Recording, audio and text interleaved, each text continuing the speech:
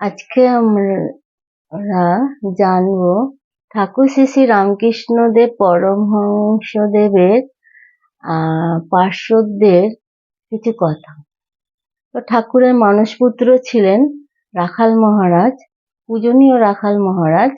রাখাল মহারাজ মানে হচ্ছে স্বামী ব্রহ্মানন্দজি মহারাজ।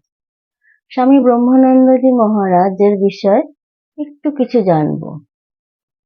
আমরা রামায়ণে দেখেছি রাম যখন বনবাসে গেলেন তখন রামের সাথে সীতা গেলেন, রামের সাথে আরেকজন গিয়েছিলেন রামের ভাই লক্ষ্মণ। কিন্তু লক্ষ্মণের যে স্ত্রী ছিলেন তিনি কিন্তু বাড়িতেই ছিলেন। তবে ভাবুন তো, 14 বছর লক্ষ্মণের যে স্ত্রী তার স্বামীকে ছেড়ে একা ছিলেন, তার মনের অবস্থা কিরকম ছিল সেটা কোনো বইতেও উল্লেখ নেই, আর উল্লেখ করার দরকারও মনে করেনি হয়তো। তো আমরা বুঝতে পারি যে তার মনের অবস্থা কেমন ছিল।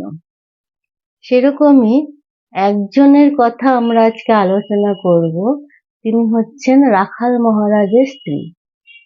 হ্যাঁ, রাখাল মহারাজ পূজনীয় স্বামী ব্রহ্মানন্দজি মহারাজ প্রথমে বিয়ে করেছিলেন। উনি ছিলেন বিবাহিত এবং ঠাকুরের যখন শামপুকুর বাটিতে ছিলেন ঠাকুর অসুস্থ অবস্থায় চিকিৎসা করাবার জন্য, তখন রাখাল মহারাজের একটি পুত্র সন্তানও জন্মায়। তো ঠাকুরের শরীর যখন চলে গেল কাশীপুর উদ্যান বাটিতে, তখন সবাই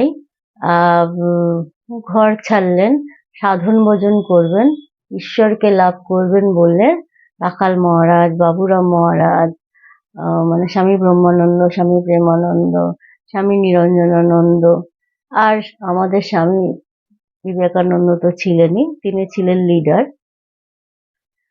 তো এই রাখাল মহারাজ যখন ঘর ছাড়লেন তখন তার স্ত্রী বিশ্বেশ্বরী দেবী তো বাড়িতেই ছিলেন। বিশ্বেশ্বরী দেবী অনেক অনুনয় বিনয় করে রাখাল মহারাজকে চিঠি পাঠাতেন যে ঘরে ফিরে আসার জন্য। তখনকার দিনে সবার অল্প বয়সে বিয়ে হতো, তো অল্প বয়স্ক বিশ্বেশ্বরী দেবীকে সবাই বি বলে ডাকতো। কিন্তু স্বামী রাখাল মহারাজ তো বাড়িতে যেতে নারাজ, তিনি ঘরে ফিরবেন না, সাধন ভোজন করে তিনি তার বাকি জীবনটা কাটাবেন বলে স্থির করেছেন। এবং এই বিশ্বেশ্বরী দেবীর নানা রকম অনুনয় বিনয়মূলক চিঠিপত্র বরানগর মঠে যেতে থাকে এবং তার থেকে নিজেকে দূরে রাখার জন্য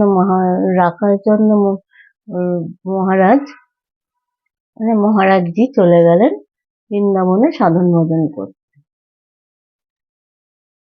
রাখাল মহারাজ যখন বৃন্দাবনে চলে গেলেন তখন তার স্ত্রী প্রায় পাগলের মতো হয়ে গিয়েছিলেন। তার খাওয়ার ঠিক ছিল না, ঘুমের ঠিক ছিল না। তিনি শয্যা ছাড়লেন মানে তখন বিছানায় শোয়াটা একটা বিলাসিতা মনে করা হতো। তো তিনি মাটিতে শয়ন করলেন। এ অস্থির চিহ্ন হিসাবে এক হাতে একটা নোয়া আর দুগাছি বালা মাত্র পরে থাকতেন। চুল ছিল উড়ি-খুড়ি, চুলে চিরুনি দিতেন না। উড়ি-খুড়ি বলতে অনেকদিন যত্ন না করলে চুলের যে অবস্থা হয় সেরকম অবস্থা হয়ে গেছিল। কেউ খাইয়ে দিলে জোর করে খেতেন, না হলে না খেয়েই পড়ে থাকতেন। ঘরের দরজা বন্ধ করে সারাদিন জপ ধ্যান করতেন এবং অনবরত কাঁদতেন। কোনো বন্ধু বা সমবয়স্কা কোনো বান্ধবী বা বাড়ির দিদি এদের কারোর সাথে তিনি কথাও বলতেন না, যোগাযোগও রাখতেন না। তিনি একটা ঘরে সব সময় দরজা বন্ধ করে থাকতেন এবং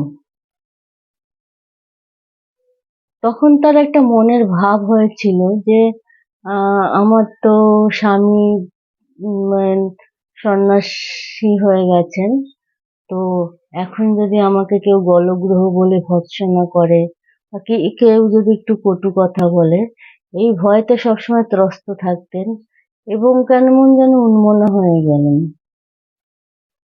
রাখাল মহারাজজি তো বৃন্দাবনে গেছেন, একদিন বিশ্বেশ্বরী দেবী স্বপ্ন দেখেন যে রাখাল মহারাজ বৃন্দাবনে মারা গেছেন। তো স্বপ্ন দেখার পর তিনি খুবই চিন্তিত হয়ে পড়েছেন। তো তখনকার দিনে তো এখনকার মতো মোবাইল ছিল না যে ফোন করে জেনে নেবেন উনি কেমন আছেন, সেটা তার পক্ষে সম্ভব ছিল না।